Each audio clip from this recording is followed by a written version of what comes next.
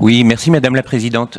La guerre lancée par Vladimir Poutine en Ukraine depuis un an a amené logiquement un certain nombre d'États européens, dont la France, à livrer des armes à Kiev. Si ce soutien s'avérait nécessaire et incontournable au regard de l'histoire, force est de constater que le secteur de l'armement est venu capitaliser sur cette situation dramatique pour développer et vendre de nouveaux équipements, en France comme à l'étranger, dans une opacité totale pour le grand public. Or, ces dernières années, la guerre terrible menée par l'Arabie Saoudite au Yémen avait déjà amené à se poser la question de la responsabilité de la France sur l'utilisation des armes qu'elle fabrique et vend, sachant que notre pays est le troisième vendeur d'armes au monde derrière les États-Unis et la Russie. L'opacité la règle quant à la kyrielle de petites et moyennes entreprises réparties sur l'ensemble du territoire et qui participent à la fabrication et à la vente d'armes. Parmi elles, l'Observatoire des armements a identifié 11 sociétés parmi les plus importantes du secteur qui sont établies dans notre région Auvergne-Rhône-Alpes.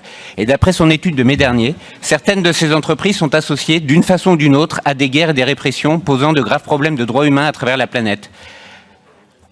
Les collectivités locales sont amenées à verser des subventions publiques à des entreprises du secteur. Ainsi, par exemple, la région a pu précédemment délivrer 50 000 € de subventions à un regroupement d'entreprises d'armement impliquées dans la guerre au Yémen, comme l'avait démontré une enquête de Mediacité.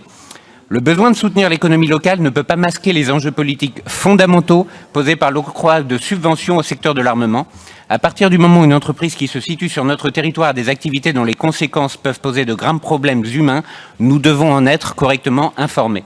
Ce afin de conditionner à minima les aides publiques versées au respect des droits humains et du droit international et de permettre plus de transparence sur la traçabilité des composants utilisés dans l'armement.